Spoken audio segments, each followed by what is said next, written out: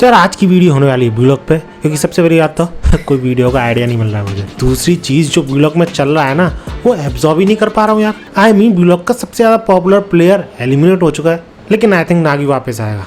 कैसे आएगा वो मैंने इस वीडियो में ऑलरेडी एक्सप्लेन कर रखा है, और आज की इस वीडियो में मैं तुम्हें एक्सप्लेन करने वाला हूँ कि क्यों ब्लॉग में 3 प्रोटैगनिस्ट प्रेजेंट है, इसागी, रिन और Nagi. So if you are wondering how, then keep watching.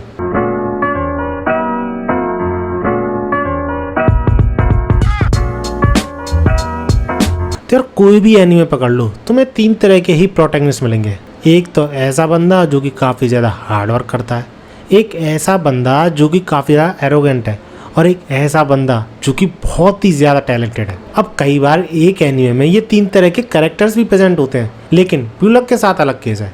उसमें ये तीनों ही character as a protagonist behave करते हैं, क्योंकि सबके पास अपनी अपनी ईगो है, और इन तीनों के पास ही अपने अपने रीजन से फुटबॉल खेलने के, जिसमें से इसागी तो ऑब्वियसली फुटबॉल को काफ़ी ज़्यादा पसंद करता, और उसका तो स्टार्टिंग से गोल ही है फुटबॉल में बेस्ट बनना। लेकिन वहीं बात करें रिन की, तो उसने फुटबॉल खेलना शुरू किया था अपने बड़े भाई की वजह से, साई तोशी की वजह से, और शायद अभी भी उसका गोल यही है कि वो साई तोशी को फुटबॉल में हराए, या फिर मुझे ऐसा लगता है कि पर्सनली कि वो अपने भाई के साथ खेलना चाहता है बस। और इसके बाद बात करें अगर नागी की, तो इस बंदे के पास कोई गोल ही नहीं है। सबसे बड़ी प्रॉब्लम यही है। अब जिस तरीके से इसागी की ग्रोथ हो रही है, उस चीज़ को तुम काफ़ी सारे प्रोटैगनिस्ट से कंपेयर कर सकते हो कि बहुत तगड़े तगड़े अपोनेंट मिलते हैं, लेकिन हर बार अपने तरीके से मेहनत करके वो हरा देता है सामने वाले अपोनेंट को। वहीं बात करें रिन की, तो बंदा काफ़ी ज़्यादा एरोगेंट है और काफ़ी ज़्यादा टैलेंटेड भी है, लेकिन स्टिल उसका एरोगेंस चकनाचूर हो जाता है उससे कम टैलेंटेड बंदे की वजह से। इसके बाद बात करें नागी की,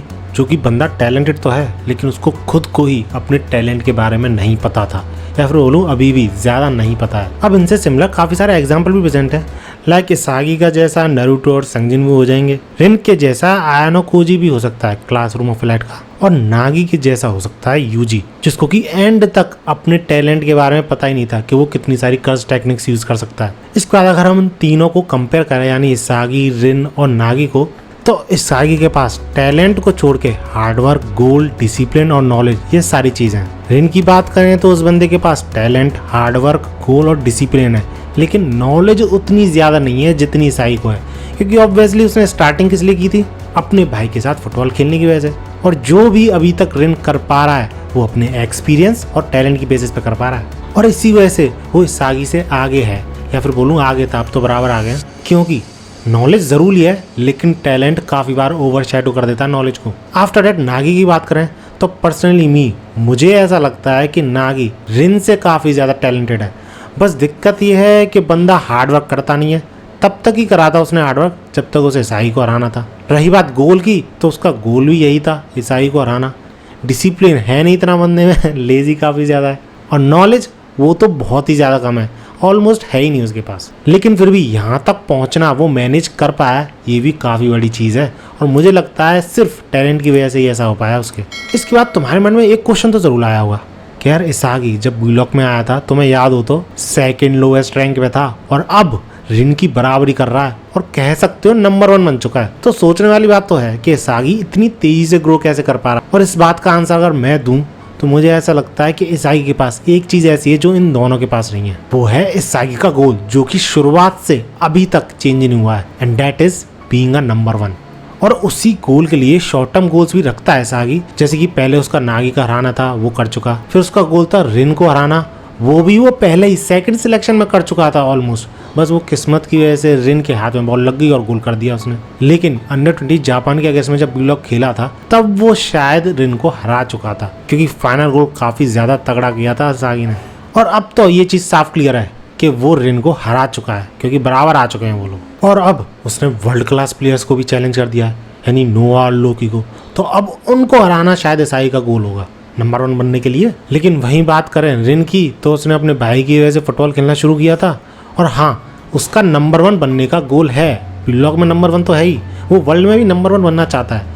लेकिन तुमने भी ये गौर करा होगा कि उसका ये गोल भी उसने उसके भाई की वजह से ही लिया है, क्योंकि वो शो करना चाहता है अपने भाई को कि वो नंबर 1 स्ट्राइकर बन सकता है और वो साई तोशी की तरह पीछे नहीं हटेगा, एक मिडफील्डर बन के नहीं रह जाएगा जस्ट बिकॉज काफी ज्यादा टैलेंटेड प्लेयर है वर्ल्ड में। तो यानी वो खुद नहीं चाहता है नंबर 1 प्लेयर बनना, बस अपने भाई को शो करना चाहता है कि वो गलत है। और अब तो रिन और भी ज्यादा डेविएट हो चुका है, इसागी के पीछे पड़ गया, उसे हरा के छोड़ेगा, डिस्ट्रॉय करके छोड़ेगा, ये क्या है। और वहीं कुछ टाइम पहले इसागी को वो कीड़ा समझा करता था और अपना फोकस डेविएट कर रहा है उसी कीड़े के चक्कर में वो। इसके बाद नागी की बात करें तो इस बंदे का तो नंबर 1 बनने का कभी गोल था ही नहीं। स्टार्टिंग में तो इसके पास गोल भी नहीं था, बस रियो की वजह से एंटर कर गया था ये बी ब्लॉक में। इसके बाद उसने साई के साथ खेलना चालू किया और जब रिन ने बारो, नागी, शिगरी और इसागी में से इसागी को चूज किया तो नागी ने हारा हुआ महसूस किया था काफी ज्यादा, और तभी से इसागी को हराना ही है किसी भी हालत में, ऐसे ये चीज बंदे ने डिसाइड कर ली थी।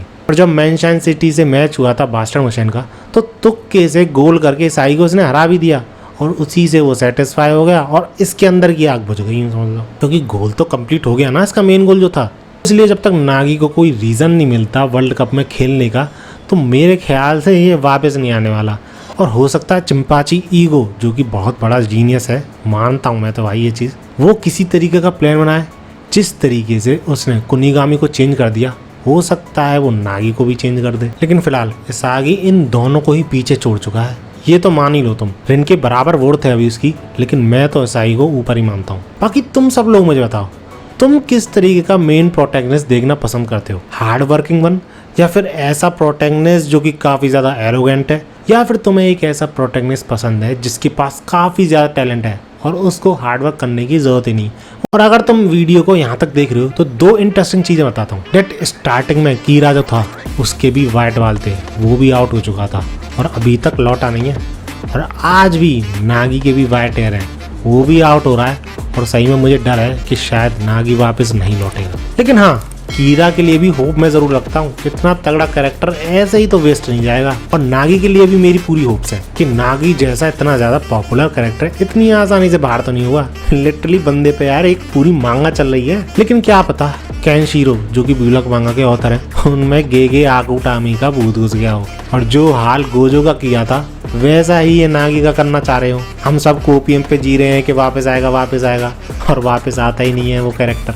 ऐसा नहीं होना चाहिए भाई नागी के साथ। खैर इसके अलावा एक और इंटरेस्टिंग चीज़ ये है कि चैप्टर 299 के स्पॉयलर्स आ चुके हैं, जिससे रिलेटेड वीडियो में सेकंड चैनल पे आने भी वाली है, चेकआउट कर सकते हो, लिंक डिस्क्रिप्शन में, शायद आ भी गई होगी अभी तक। उसमें हमें देखने को मिला है कि इतना सब कुछ होने के बावजूद रियो जरूर रोता है। हमें एक्सपेक्टेड था कि नागी रोएगा, लेकिन रियो ही रोता है, सिर्फ नागी नहीं रोता। और इसके पीछे का बहुत बड़ा रीजन ये हो सकता है कि शायद नागी इतना ज्यादा दुखी है ही नहीं, बस थोड़ा बहुत दुख उसे इस बात का है कि वो रियो के साथ नहीं खेल पाएगा और उसके साथ उसका ड्रीम फुलफिल नहीं कर पाएगा। बाकी बंदा इसाई को हराने के बाद सेटिस्फाई तो हो ही चुका है, तो बहुत ज्यादा चांसेस लग रहे हैं नागी की स्टोरी यहीं पे कंप्लीट होने की। Let's see how it goes. बाकी वीडियो अच्छी लगी तो लाइक जरूर करना है, ऐसे ही वीडियोस के लिए मेरे चैनल को सब्सक्राइब जरूर कर लेना।